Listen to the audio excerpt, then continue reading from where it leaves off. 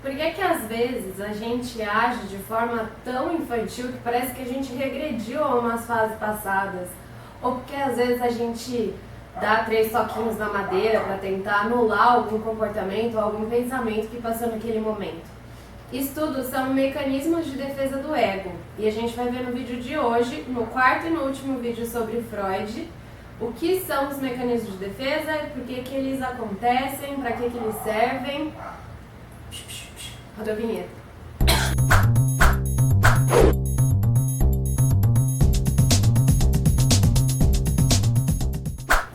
O ego, ele não passa a existir da noite para o dia, de uma hora para outra. Ele é uma construção. Ele é uma construção principalmente de identificação com objetos externos, e assim ele vai se moldando e se construindo. Na aula passada, a gente já falou sobre o aparelho psíquico de Freud, a segunda tópica, que é o id, o ego e o superego, né? O id é inconsciente, o superego é o que diz que pode, não pode fazer, e o ego ele tem a função mediadora, de mediar a conversa entre id e o superego. Para que isso aconteça de forma saudável, ele tem alguns mecanismos de defesa, ou seja, são mecanismos de defesa para proteger o ego, para que ele não seja um ego fraco. Os mecanismos de defesa do ego são processos subconscientes que são formados a partir da personalidade. Eles são desenvolvidos pela personalidade. Bom, como a gente já havia conversado sobre a primeira e a segunda tópica de Freud, é importante só ressaltar que o ego, ele não é o consciente, ou ele não se submete ou não é subsequente ao consciente, nada disso. Muito pelo contrário, o ego ele tem as suas raízes no inconsciente, assim como os mecanismos de defesa do ego, que a gente vai ver agora. O primeiro mecanismo de defesa que a gente vai ver aqui é o de anulação, que tem o intuito de anular uma ação feita anteriormente. Por exemplo, quando a gente diz algo e depois bate 3 vezes na madeira, como se aquilo não fosse acontecer, só porque você bateu 3 vezes na madeira, esse é um mecanismo de defesa muito utilizado nos transtornos obsessivos, por exemplo. O segundo mecanismo de defesa que a gente vai ver aqui hoje é a negação, que é muito simples e a própria palavra diz. É você simplesmente negar algum pensamento que seja penoso demais pra gente, entendeu? Então a gente simplesmente nega, como se aquele pensamento não existisse ou aquela ação não fosse mais validada. Ou seja, o indivíduo simplesmente nega um sentimento que, se fosse validado, traria muito angústia e, enfim, penoso era essa palavra, que traria muita angústia e seria penoso demais para aquele indivíduo. Esse mecanismo de defesa ocorre muito em pessoas que estão já em cuidados paliativos, né, ou algumas doenças terminais. Ela simplesmente nega a doença porque aquilo é penoso demais para trazer para a consciência. O terceiro mecanismo de defesa que a gente vai falar é da sublimação. A sublimação é um caso bem interessante que a gente pode até trazer para um tópico mais social. Ele consiste em quando o sujeito ele desagressiva alguma situação, alguma atitude agressiva para ele em objetos socialmente aceitos. A sublimação ela acontece, por exemplo, quando um sujeito cresce em um ambiente hostil, um ambiente violento, e acaba trazendo, ao invés dessa violência para si, ele acaba tocando violão, tá ligado? Cantando. E ele descarrega essa violência, essa angústia, essa hostilidade em atividades socialmente aceitas, por exemplo, esportes, música, estudos e etc. A sublimação é um dos mecanismos de defesa mais bem aceitos socialmente. O quarto mecanismo de defesa que a gente vai falar é sobre a repressão. A repressão ela pode ter o nome também de recalque. Não é a mesma coisa do recalque de Freud que a gente falou em aulas atrás, mas tem basicamente a mesma função. A repressão é quando um sentimento muito embaraçoso, uma atitude muito embaraçosa do indivíduo, ele não aceita aquela atitude, ele não aceita aquele acontecimento e ele reprime, né? E aí que entra a parte do recalque, né? O recalque que tem essa função de manter sentimentos no inconsciente ou vivências no inconsciente, e a pessoa totalmente, ela pode ser capaz de esquecer totalmente do acontecimento, se dependendo do nível da repressão. Um acontecimento vergonhoso ou penoso demais, ela reprime lá no inconsciente. E quem faz essa repressão é o recalque. O quinto mecanismo de defesa de hoje é a racionalização. A racionalização é um dos mecanismos de defesa mais comuns também e mais bem aceitos.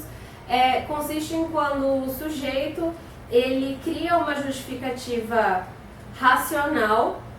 É um dos mecanismos planejados para manter o orgulho próprio, o respeito próprio, e ele consiste em quando o sujeito, por exemplo, que cria uma justificativa falsa, que possa passar um pano por cima, deixar a justificativa verdadeira de lado, como se aquilo fosse real e aquilo se torna verdadeiro. O sexto mecanismo de defesa que a gente vai falar aqui é a regressão. A regressão explica quando, às vezes, adultos já formados e etc. têm atitudes que parecem de birra, de criança, sabe? Isso é a regressão. A regressão, ela consiste em, quando a gente passa por uma situação desconfortável em um ambiente hostil, a gente regride para uma fase que trazia conforto e que trazia confiança pra gente naquele momento. Então, às vezes, você vê gente fazendo birra, você olha um marmanjo de 20 anos fazendo birra, que coisa feia. Mas, às vezes, na birra, ele se entende, ele se encontra em uma idade em que ele tinha mais segurança, em que talvez a mãe trouxesse mais segurança e aquilo vem para ele na hora.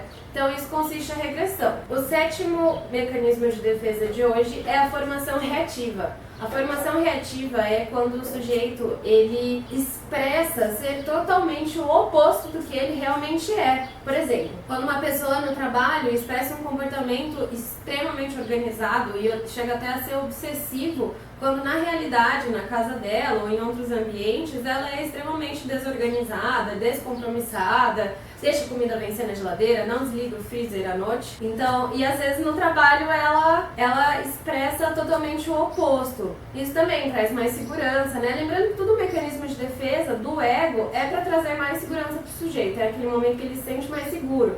Então ela pode trazer sim mais segurança dependendo dos ambientes em que esse sujeito se encontra. O oitavo mecanismo de defesa de hoje é o isolamento. O isolamento ocorre quando o afeto ele é separado da ideia. Isso ocorre no recalque. Normalmente quando a gente recalca as ideias, a gente se esquece do que aconteceu, mas o afeto ele deixa passar. Vocês lembram da aula passada sobre complexo de Édipo, no qual a ideia de desejo sexual pelos pais é recalcada, mas o afeto, o amor, o carinho, o recalque deixa passar, tá? Então, o isolamento, ele é quando uma ideia e um afeto não são correlacionadas corretamente, e o indivíduo acaba sentindo, às vezes, dependendo se for uma ideia negativa, enfim, ele se sente depressivo, ele se sente triste, ele se sente angustiado e ele não sabe o porquê. Porque a ideia e o afeto não estão sendo ligados corretamente.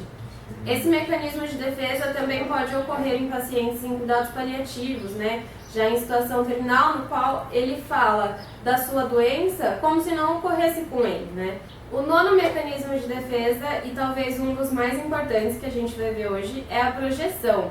A projeção acontece quando o indivíduo projeta para fora de si características que lhe pertencem. Vocês já ouviram aquele ditado, quando você aponta um dedo para uma pessoa, tem 3 dedos apontados para você? Enfim, é mais ou menos isso. A gente só consegue identificar características antes desse mecanismo de projeção, ele vai vir acompanhado daquele mecanismo de negação. Primeiro ele nega esse sentimento em si, ele nega essa característica em si e ele projeta no próximo, entendeu? Por exemplo, eu nego que eu sou preguiçosa. Eu não sou preguiçosa, entendeu? Eu sou o oposto de preguiçosa. E daí eu vejo o Chuchu, meu namorado, e eu falo que ele é preguiçoso, entendeu? Você é preguiçoso, você passa o tempo todo no celular, você passa o tempo todo na cama. Enfim, então sempre vem o mecanismo de defesa de negação. A gente nega isso em nós primeiro e depois projeta no outro. Ou não precisa ser necessariamente uma pessoa, pode ser um objeto. Pode ser, por exemplo, tem um filme, No Coração da Loucura, é um filme muito bom e nele retrata pacientes que sofrem de esquizofrenia. É um filme que se retrata num hospital hospital psiquiátrico e ela, como terapeuta ocupacional, ela faz um trabalho com eles de arte, né? Então, por exemplo, muitos esquizofrênicos, eles projetam na cartolina, no quadro, sentimentos deles. O 10º mecanismo de defesa hoje é a introjeção. A introjeção, diferentemente da projeção, ao invés de se projetar no outro, a gente introjeta características dos outros em nós. Normalmente, esse mecanismo de defesa, ele visa proteger alguma dificuldade emocional nossa, ao tomar para a própria personalidade características de outras pessoas. A gente vai ver nos vídeos posteriores sobre Melanie Klein, ela fala sobre a identificação projetiva, que significa quando, vamos dar um exemplo palpável, né?